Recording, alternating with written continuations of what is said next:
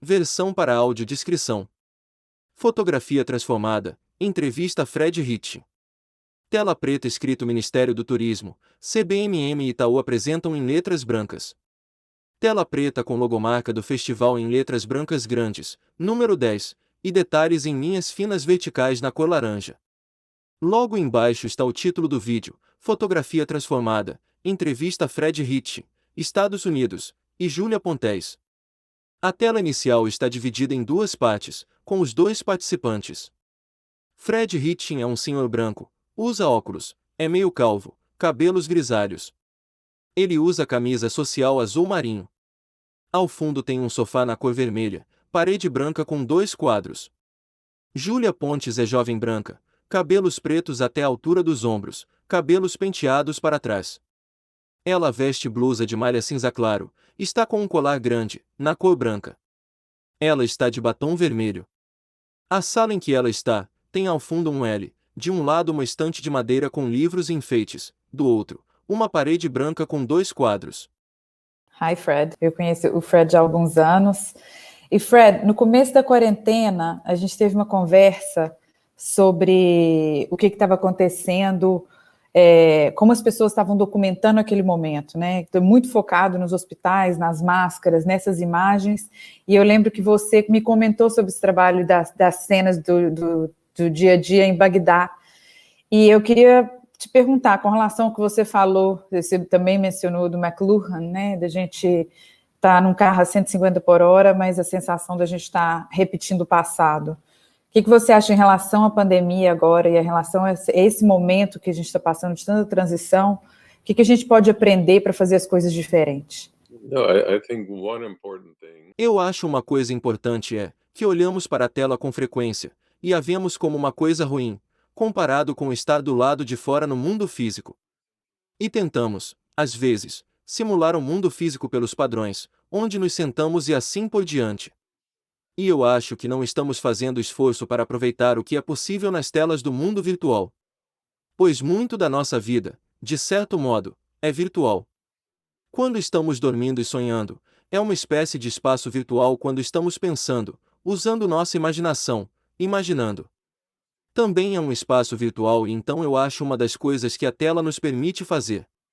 Exatamente como estamos fazendo agora. É falar com pessoas a milhares de quilômetros de distância, em diferentes culturas e condições.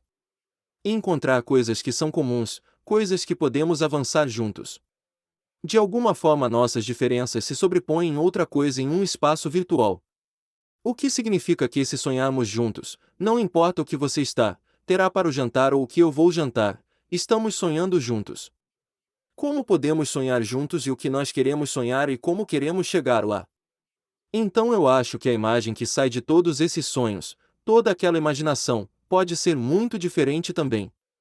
Não tem que simular a fotografia do mundo físico tridimensional, com o sol nascendo e se pondo. No espaço virtual o sol não nasce e se põe. É um tipo diferente de lugar, é baseado em código. Eu pensei por muito tempo que a mídia digital é realmente sobre o genótipo, sobre código.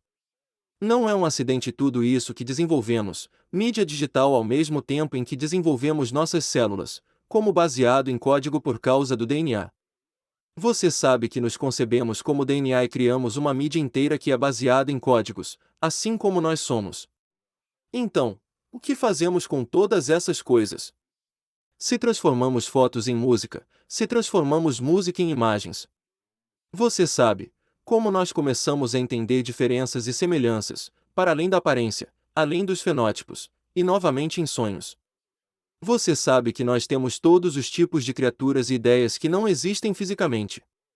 O que é ótimo, e então permite uma espécie de consciência expandida. Obviamente, todos nós queremos voltar ao mundo físico, mas este também é um momento, em certo sentido. É um momento poético, é um momento de metáfora, um momento de símbolo, um momento de possibilidades. E eu gostaria de nos ver tirar vantagem disso, de certas maneiras, e sair dessa pandemia com uma sensação de onde queremos estar e como a mídia pode nos ajudar a chegar lá. De uma maneira diferente. Tão instantânea é a mesma coisa que a fotografia no século XIX, Era um pictorialismo que imitava a pintura e demorou muito tempo para a fotografia se tornar diferente, para se tornar um meio diferente. E eu acho que a fotografia digital não é fotografia, eu acho que é outra coisa, pois é baseada em código. Outra coisa, e eu acho que este é um ótimo momento para tentar descobrir o que é e o que poderia fazer diferente. Neste momento é como o começo do cinema, que foi realmente filmar teatro. E demorou um pouco para o cinema tornar-se diferente, de ser sobre closes e cortes transversais e montagem, que você não tem no teatro. Então, eu acho que é um momento desse tipo, de possibilidade, e acho que estamos subvalorizando esse potencial. Sabemos que é um período horrível, é um período terrível, mas o que podemos tirar deste período? Para que quando sairmos disso você saiba que nós somos diferentes seres humanos, com aspirações diferentes, ideais diferentes e muito mais transnacional. Pessoas no Brasil, pessoas nos Estados Unidos, pessoas em todo o mundo, temos uma plataforma comum, um terreno comum, em oposição a tudo ser sobre divisão e separação. Eu acho que é um momento extraordinário, que nunca aconteceu na história e é realmente um momento para você tentar tirar o melhor proveito, enquanto nós sofremos o pior. É interessante você falar disso, porque durante a sua fala, eu fiquei pensando muito sobre você falar, né, desse mundo do digital quantum, da fotografia digital, seu digital quantum, que é tipo binário, e a fotografia analógica ser sobre o espectro, né, sobre aquele contínuo. Porque eu sinto que a fotografia digital consegue, hoje, ajuda a gente muito mais, tem essas capacidades, não só a fotografia digital, né, mas tudo que é a arte baseada numa tela ou baseada em tecnologia, ou a fotografia, e o vídeo, as interatividades, a realidade aumentada, a realidade virtual, tem a capacidade de ajudar a gente a lidar com um mundo complexo, né, com um mundo não binário, muito mais do que a fotografia contínua, né, analógica. Não sei se eu estou fazendo muito sentido, mas fiquei pensando nisso, em como o binário, na verdade, ajuda a gente a lidar com todo um espectro, né, que a gente está vendo mais ultimamente. A gente consegue, o mundo digital ajudou a gente a ver muito mais do que a gente via no passado. Interessante, não faz muito sentido, mas nos permite reconceber tempo e espaço de forma diferente. E você sabe que o analógico é sobre a continuidade, é sobre causa e efeito, é muito newtoniano. Você conhece Isaac Newton, e o digital é feito de pacotes descritos em zeros e uns, pixels inteiros muito parecidos com o quantum, que é realmente sobre potencial e possibilidade, e não sabendo necessariamente o que vai acontecer, mas suas probabilidades. E assim são muitas coisas como a fotografia do século XX, é frequentemente sobre respostas. Você sabe que a câmera nunca mente e é isso, é o que está acontecendo e eu acho que a imagem do século XXI é sobre possibilidades, sobre questões. Porque realmente não sabemos o que está acontecendo, mas aqui estão algumas ideias. O que você acha? O que você pode adicionar a isso? Como você pode colaborar com isso? Você sabe que o século XX foi muito linear, tinha foto 1, a foto 2, foto 3. Esta apresentação de slides e a web é completamente não linear. Você clica aqui, você vai lá, você vai para outro lugar, e abre todas essas extraordinárias possibilidades. Em uma leitura do romance esta pessoa morre, na outra leitura eles têm duas crianças, lemos coisas diferentes. Nós pensamos diferente e isso reconhece a multiplicidade de formas de pensar, de diferenças culturais, políticas, diferenças de gênero e todos os tipos de diferenças e semelhanças no mundo. Eu acho que o problema em todas essas coisas é que elas estão disfarçadas. Você sabe que temos computadores Apple, são muito confortáveis. Você sabe que temos Windows Microsoft. Nós temos Moses e nós escondemos o que realmente está acontecendo usando um meio mais antigo. É como a carruagem sem cavalos para o primeiro automóvel, em que ainda temos cavalos de força no automóvel. Embora haja 100 cavalos, nós escondemos a diferença, na transição de uma coisa para outra. Assim está a própria multimídia e transmídia, a ideia de que você pode pegar o código que conhece de uma imagem e você pode enviá-lo, em qualquer meio que você quer. Que possa sair tão bom quanto música, como o que quer que seja. Então talvez um fotógrafo de jazz e um músico de jazz poderiam trocar códigos juntos, e assim por diante. Para mim é aí onde está a revolução. A revolução não está em simular o que fizemos anteriormente, mais eficientemente. Digital fotos, que agora podemos transmitir imediatamente. E as lentes são muito melhores e é mais rápido e barato. Mas esse não é o ponto que simula. Passado o ponto é, quais são as possibilidades para o futuro? Você sabe exatamente como conhece o automóvel, não quer simular um cavalo, uma charrete, ou uma carruagem a cavalo que deseja fazer coisas diferentes. Você sabe que o cavalo e a carruagem poderiam. Não criou subúrbios, o automóvel pode, para o bem e para o mal. Então o que é bom que podemos fazer agora com a imagem, como fazemos isso diferentemente, e muitas vezes de forma colaborativa. Por exemplo, tenho trabalhado com retratos interativos com meus alunos. Você faz um retrato de alguém, você vira a câmera digital, e diz a eles que é você, e então você grava a voz da pessoa dizendo sim ou não. E como não sou eu, estou parecendo um sem-teto, mas 2 meses atrás eu era um grande advogado e eu perdi meu emprego. É colaborativo digital, incentiva esses tipos de links e possibilidades. Se não tentarmos fazer exatamente o que fizemos antes, Júlia, você disse sobre a retaguarda, espelho de visão, você sabe que estamos frequentemente presos no espelho retrovisor. Eu quero ser Cartier-Bresson.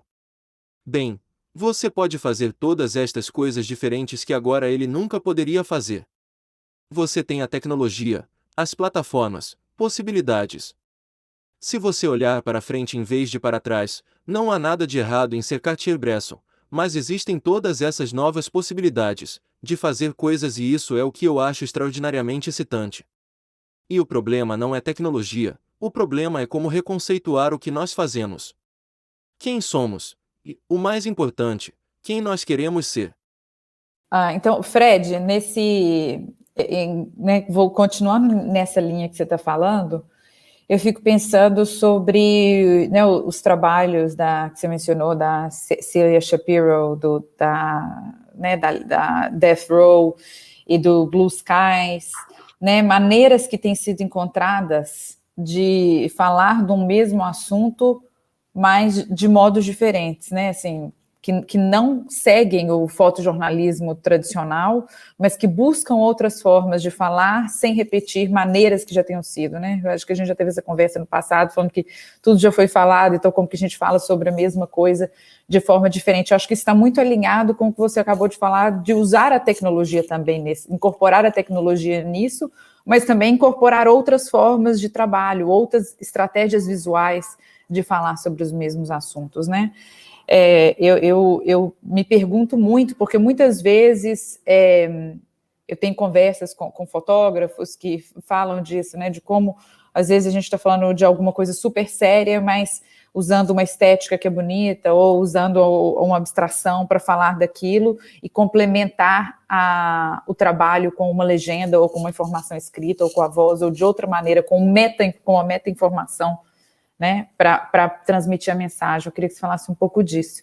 Vou começar com uma citação de James Baldwin, escritor americano, que disse que o objetivo da arte é revelar as questões que estão escondidas pelas respostas.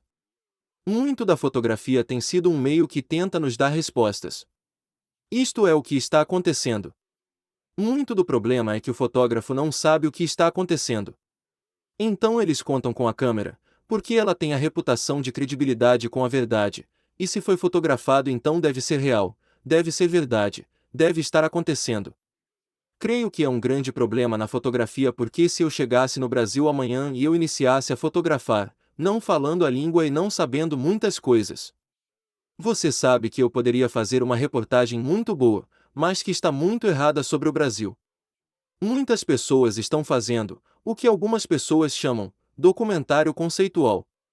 Para mim é realmente sobre descobrir os sistemas que estão sob os sintomas, pois a fotografia costuma ser sobre sintomas. Dizemos em inglês, as frutas que estão embaixo, são as coisas fáceis de conseguir em comparação com os sistemas sob ele.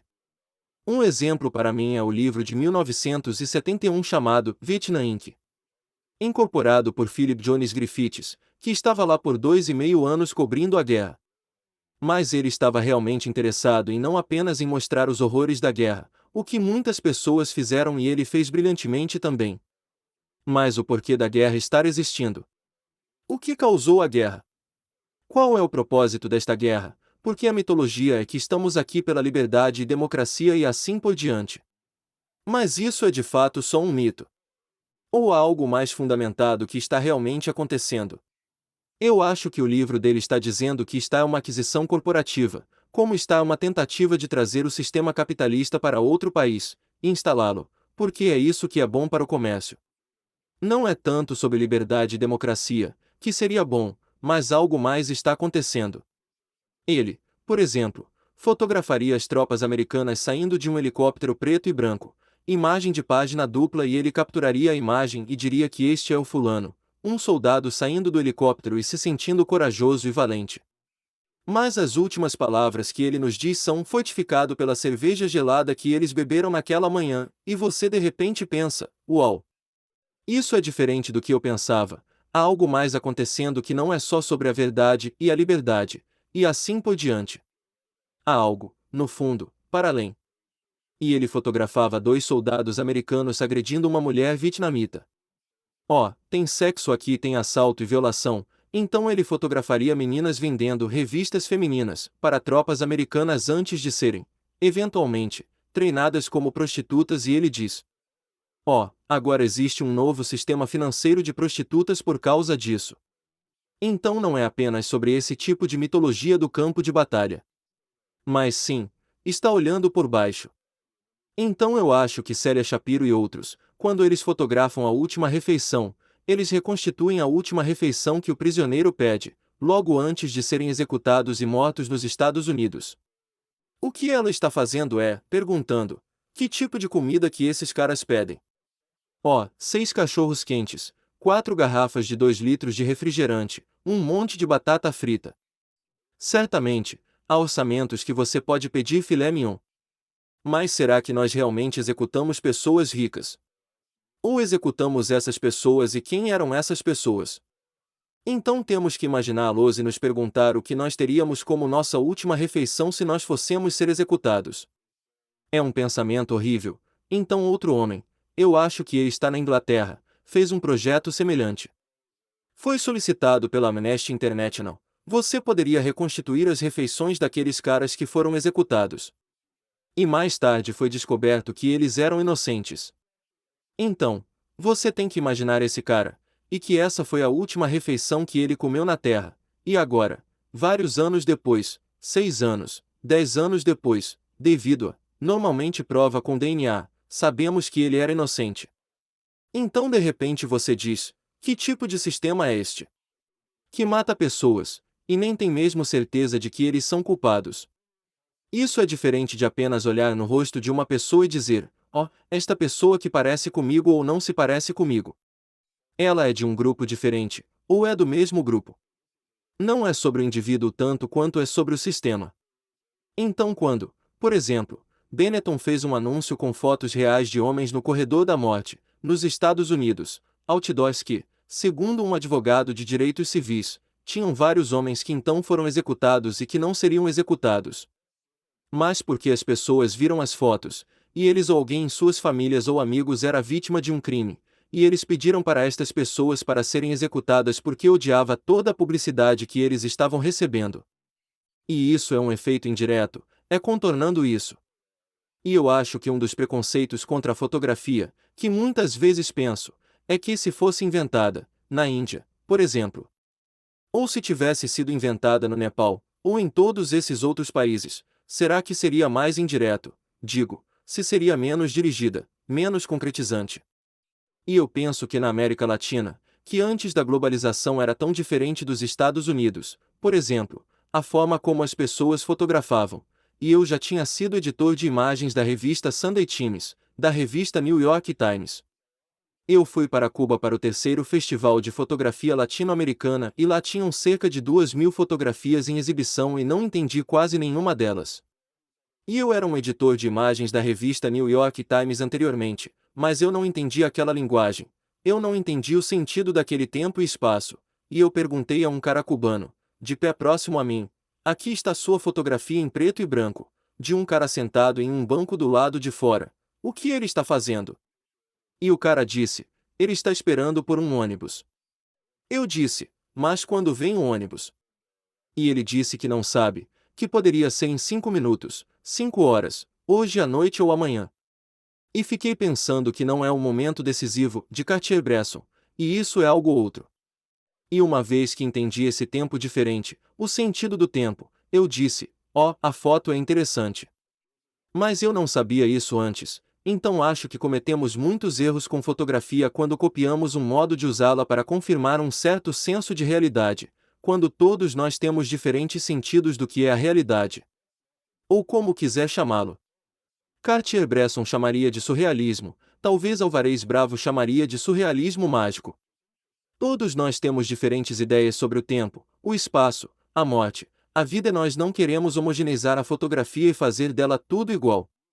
E eu acho que uma das tendências decepcionantes da globalização e da internet é que podemos ver o trabalho dos outros tão facilmente, que acabamos frequentemente copiando o trabalho. Em oposição a apenas ser autêntico em nossa própria cultura e em nossa própria individualidade e comunidade e a maneira como você pensa sobre seu trabalho. Da mesma forma, o projeto Blue Sky, em que Antonelli Clustas fotografou 1078 céus azuis, em mais de 1078 campos de concentração, da Segunda Guerra Mundial, com 3 exposições Polaroid sobre cada uma e com ela está uma trilha sonora, em uma folha de Excel que comprime 12 ou 13 anos, de 1933 a 1945. E toda vez que você ouve um bip, alguém mais morreu, em um daqueles campos de concentração. E dependendo do tom mais alto ou mais baixo é um campo de concentração diferente. Eu vi isso e é horrível, porque você está olhando e você está imaginando sob um céu azul, não apenas as pessoas no campo de concentração, você está imaginando os mineiros no Brasil, você está imaginando refugiados sírios. Na sua mente você está imaginando que conhece o uigur muçulmanos na China, eles estão sob o céu azul também e todo este sofrimento e por isso não é apenas a especificidade de um campo de concentração, que nós já vimos muitas imagens, mas o que ele está fazendo é nos pedindo para participar no estabelecimento de significado. É o que Roland Barthes chamou de leitor ativo, o leitor e o autor colaboram para estabelecer significados. E eu acho que dessa forma é brilhante porque, na verdade, isso nos faz repensar o que aconteceu e o que está acontecendo agora e como estamos envolvidos. Quando eu fiz uma conferência moderada em Nova York, por cerca de 2 horas e meia, sobre o projeto do Céu Azul, e no final da conferência tínhamos a estatística de algo como 242 pessoas morreram na década de 1930. E foi horrível, porque você sabe que, enquanto estamos todos sentados em Nova York, há pessoas morrendo no mundo todo agora. Por diversas razões horríveis, incluindo o vírus do Covid agora. E você tem que viver isso, nessa simultaneidade, que é uma abordagem diferente.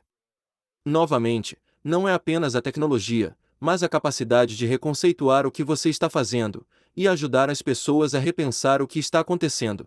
Só queria, né, a gente poderia ficar aqui o dia inteiro conversando com você, como sempre, nossas conversas são sempre longas, mas para dar a oportunidade para as outras pessoas poderem fazer perguntas para você também, eu queria encerrar um pouco esse questionamento né, que você acabou de trazer para a gente, falando um pouco sobre isso, né, sobre essa maneira da gente também aceitar o nosso vocabulário visual muito único e pessoal, né? Eu acho que isso foi uma coisa que eu aprendi muito com você, a entender e respeitar os vocabulários individuais, culturais, né? Porque a gente não fala o mesmo idioma de línguas, né? Geograficamente, por que a gente tem que falar o mesmo vocabulário visual? E como é difícil em países como o Brasil, em que a fotografia é historicamente feita por pessoas brancas, né? E em sua grande maioria por homens, mas principalmente para uma elite muito reduzida, como isso afetou, né, o vocabulário visual brasileiro também, sabe? Eu acho que isso se repete também nos Estados Unidos, né? Mas trazendo um pouco para a nossa realidade, como isso fez com que o vocabulário aceitado fosse, de uma certa maneira, inclusive muito influenciado pelo vocabulário europeu. Eu acho que você está absolutamente certa. Eu acho que o que eu ensino normalmente para pessoas de todo o mundo que vêm em um só lugar fisicamente ou pelo Zoom. E muito do meu ensino é basicamente aprendendo com todas essas pessoas ao redor do mundo, como eles veem as coisas, como eles pensam sobre as coisas. Eu acho que algumas coisas aconteceram. Uma coisa é que com esta pandemia e com a destruição da política americana, a autodestruição da política americana em muitas das fraturas que surgiram, os Estados Vermelhos e os Estados Azuis, que são como dois grupos de pessoas nos Estados Unidos, que não falam um com o outro, de forma que não somos mais centrais da maneira como costumava ser. E não somos mais o modelo da maneira como costumávamos ser, e o mesmo vale para a Europa. E eu acho que o que estamos vendo é que estamos aprendendo uns com os outros. E neste ponto, temos que fazer, caso contrário, estaremos sufocados. Temos que aprender uns com os outros e para fazer isso, eu acho que todos nós temos que manter nossa integridade, quem somos, de onde viemos, pelo que sabemos e ajudar uns aos outros. Para mim é sempre o melhor o híbrido.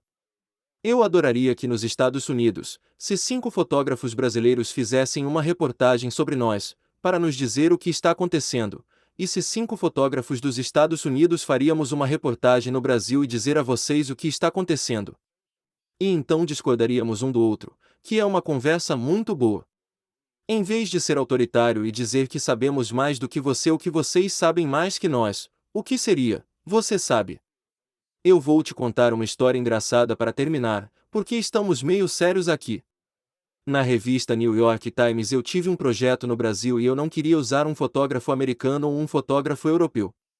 Estamos falando de 1980 ou 81, por aí então eu perguntei, você poderia encomendar um bom fotógrafo brasileiro? Então eu perguntei a Magnum, e eles me enviaram um portfólio desse cara chamado Sebastião Salgado, e eu não o conhecia, ninguém o conhecia naquela época. E eu disse, ele é muito bom e eu precisava de alguém para fotografar Ivo Pitangui, que era um cirurgião plástico. Então eu liguei e Sebastião respondeu, ele estava numa fazenda, tivemos uma conversa muito boa. As fotos voltaram, Kodachome incrível. O cara em seu avião, coisas chiques, ajudando pessoas pobres com cirurgia, vítimas de queimaduras, tudo o que eu poderia querer. Um monte de fotos. E eu contei para muitas pessoas, esse cara é incrível, isso é maravilhoso. E cerca de 2 anos depois, Sebastião e eu nos tornamos amigos. E ele me disse, Fred, meu amigo me disse para contar essa história. Ele disse, mas você sabe por quê? Eu disse não. Ele disse, eu não entendi uma palavra que você disse. E eu fiz tudo o que eu queria. Eu disse, ok, você resolveu um problema cultural. Isso é perfeito, você não escuta Nova York. Estou tão feliz que você não ouviu Nova York. E assim por diante, e trabalhamos muito juntos desde então. Mas é errado ver. Esses são velhos termos, e eu acho uma coisa que a pandemia está mostrando até agora, que todos nós estamos nisso juntos e ninguém é mais esperto do que ninguém. E é realmente sobre troca, volta para a ideia quântica de potenciais e links e não linearidade, em oposição ao velho analógico linear, isso é aquilo. É um modelo muito diferente e a imagem tem que refletir isso da maneira que a literatura tem. Certamente um escritor brasileiro, escritor de ficção ou poeta. Eu não entenderia, já que não falo a língua portuguesa e deveria ser o mesmo na fotografia, há certas coisas que eu faço e não compreendo e o que eu não entendo eu tenho que perguntar. E quando fiz o projeto, eu não fiz curadoria de alguns fotógrafos latino-americanos contemporâneos em 1987, eu acho, e naquela época o Museu de Arte Moderna tinha apenas 2 fotógrafos da América Latina, Álvarez Bravo e Martim Chambi, do Peru, estava no arquivo. E mudou enormemente desde então, e espero que continue mudando mais e mais e mais e mais, porque precisamos um do outro, temos que aprender uns com os outros. Eu concordo totalmente. Fred, so thank you. Júlia Pontes fala. Obrigada por isso. Na parte de baixo da tela aparecem as seguintes logomarcas. Lei Federal de Incentivo à Cultura. Patrocínio, CBMM e Itaú. Realização, Secretaria Especial da Cultura, Ministério do Turismo, Pátria Amada Brasil. Governo Federal.